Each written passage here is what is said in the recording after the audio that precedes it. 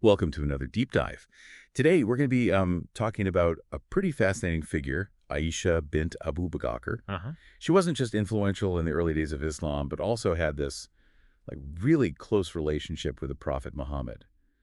For this deep dive, you've given me a lecture by Dr. Omar Suleiman and some transcribed excerpts. They seem to offer a pretty personal look into her life. Yeah, they do. These sources, they give us this chance to see Aisha not just as this historical figure, but as a wife, as a scholar, as a woman, just navigating everything going on back then. It's this mix of personal stuff and historical stuff that makes her story so interesting. Yeah, definitely. I'm curious about, we often hear Aisha called the Prophet's favorite wife. Is that Yeah. accurate? Like, what makes that such a big deal? It's true. The sources highlight how special Aisha was to the Prophet. One even says a companion asked him directly, "Who is most beloved to you?" And the Prophet just says, "Aisha." But it's, more than just saying it. The sources are full of details that show, how deep their connection was. What kind of details? Like, what stood out to you the most? Well, even when asked about his favorite person among men, the Prophet said, her father. He meant Aisha's father, Abu Bakr. That's kind of a level of affection you don't see a lot, especially back then. So it wasn't just like respect or fulfilling a role. There was a real emotional bond. Absolutely. And you see that in their daily interactions from the sources. Like, we see the Prophet holding Aisha's hand while talking, facing her, fully to really listen, even sharing a cup and food. These were big deals in that culture. Yeah, it's crazy how little things can show so much about a relationship. Any other examples? Oh, there are tons. We hear about the Prophet combing his hair, during intense prayer, but he'd specifically ask Aisha to do it. And we see him defend her, even from her own father, Abu Bakr. Like, when he intervened during an argument, the Prophet said, "This is not why we brought you here." It shows he really respected and considered Aisha's views. Yeah, it kind of changes how we think about women back then. It wasn't just like they stayed home all the time. Exactly. Aisha's relationship with the Prophet was definitely multifaceted. And the sources, they even talk about her personality, which seems like it was pretty lively. Yeah, I saw they mentioned her playful side. There's a story about her watching some Ansar warriors training. She's leaning on the Prophet's shoulder, and they're just enjoying the whole thing together. It shows they had this shared joy and fun in their home. The sources also mention the Prophet would often joke with Aisha, always making things cheerful. So it wasn't all, serious religious stuff. They had a real sense of fun and companionship. It seems that way. But it's also clear that Aisha was super smart, observant. There's this amazing story where she tells the Prophet about a conversation she had with 11 other women. Yeah, yeah. She tells him everything each woman said about their husbands. What stuck out to you about that? It's not just that she remembers it all, which is pretty impressive. It's more like the Prophet's response. He really listens to the whole thing. He's genuinely interested in what she observed. So, women's gatherings and their talks, they mattered back then. That's a good point. It reinforces how Aisha's role wasn't just, being a wife. Her opinions and insights were important to the Prophet. It's also interesting how the prophet reacts to all these stories about marriage problems. He tells Aisha, "I am to you like Abu Zar was to his wife, except I would never leave you." It's really powerful, he's promising to be there for her, to give her security. Could that be because she needed that reassurance, do you think? It's possible. Aisha was young when they got married, and, well, there were other wives. It makes sense she might need that reassurance. But it also shows how sensitive the Prophet was, he understood her emotionally.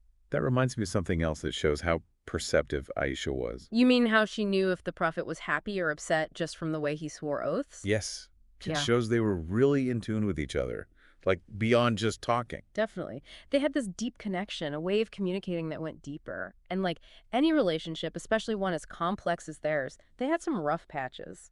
Of course, the sources mention that, especially with Aisha's jealousy. Right. Her jealousy, especially towards Khadija, the Prophet's first wife, is well documented. There's even a story where she breaks a dish another wife sent to the Prophet. Talk about tension. It really shows the issues that can come up in polygamous marriages. It does, but it's really interesting how the Prophet handles it. What do you mean?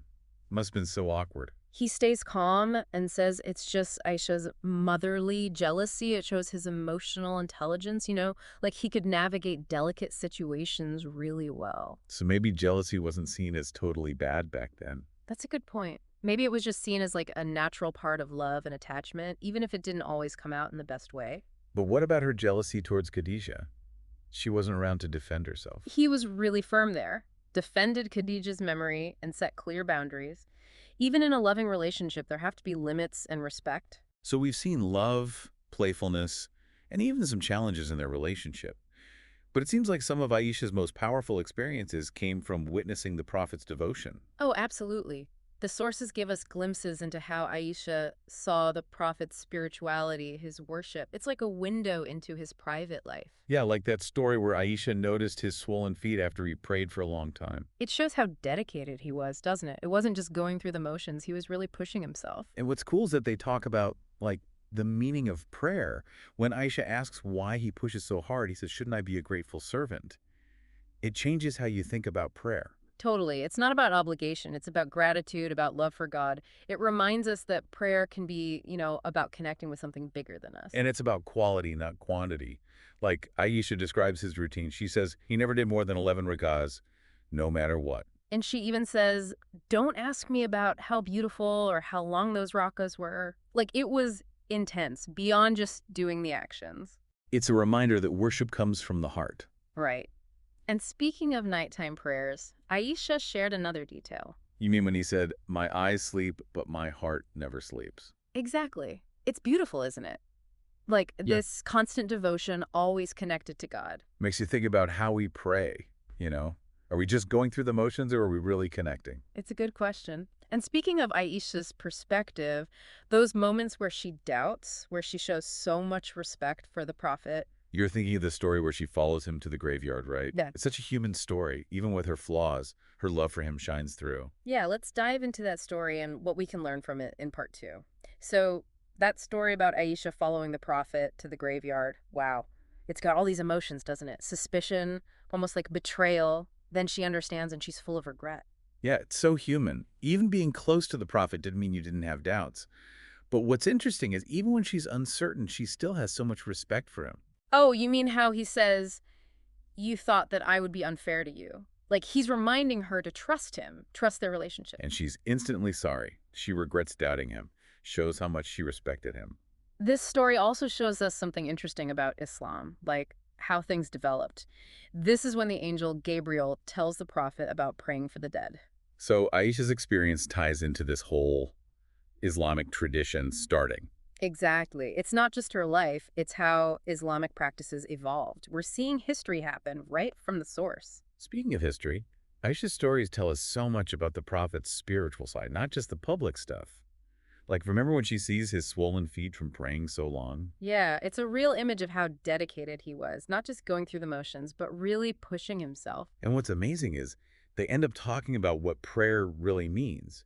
When Ai asks why he does it, he says, "Shouldn't I be a grateful servant?" It changes the whole idea. Right, it's not a chore, it's gratitude. It's showing love to God. It's like he's saying prayer connects us to something bigger. And it's about quality, not how much you do. Aisha says he never prayed more than 11 rakas, like ever. And she's like, don't even ask how beautiful or how long they were. It was powerful stuff, way beyond the physical actions. The real worship comes from inside. Right? Yeah, definitely.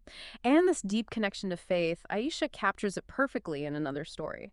When she asks if he ever sleeps, he says, my eyes sleep, but my heart never sleeps. Wow, that's powerful. Like, he's always aware, always connected to God. Makes you think, are we just going through the motions with our faith, or are we really connected like that?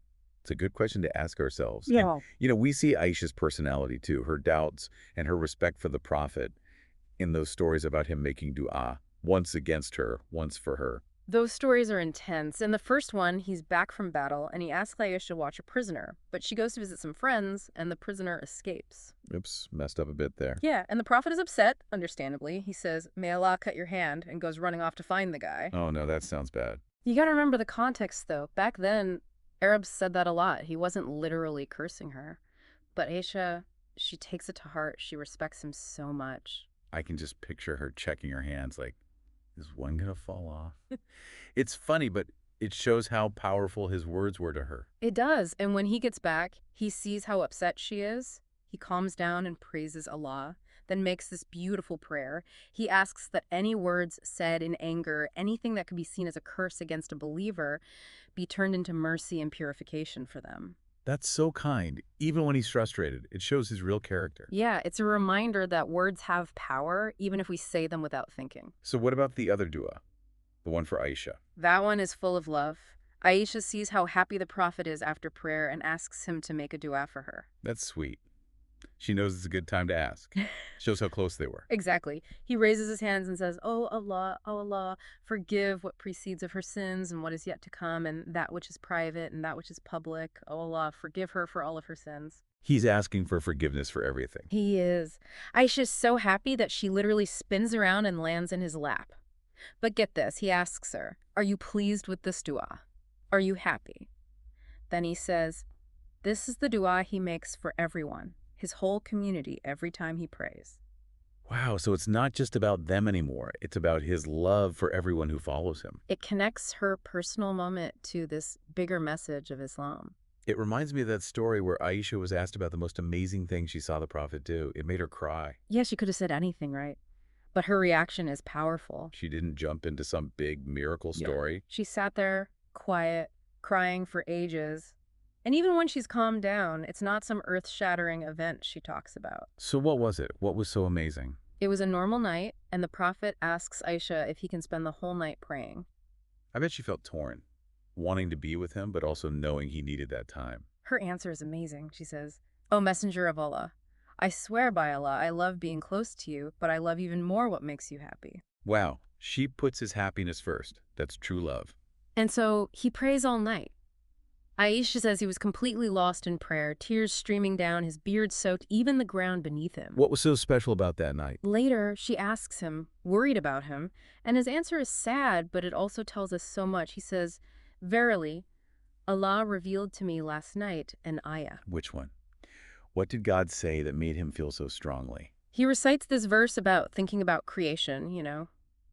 Indeed, in the creation of the heavens and the earth, and the alternation of the night and the day, and the ships that sail through the sea with that which benefits people, and what Allah has sent down from the heavens of rain, and has given life thereby to the earth after its lifelessness, and dispersed therein every kind of moving creature, and his directing of the winds and the clouds controlled between the heaven and the earth, are signs for people who use reason. Yeah, it's all about the power and beauty of the universe. And for the Prophet, it wasn't just words, it was a wake-up call. He had to help people understand and appreciate these signs. And Aisha, she saw how deeply he felt it, how devoted he was. She finishes the story saying, "That was the most amazing thing I've ever seen. Not miracles or big events, but his love and awe for God."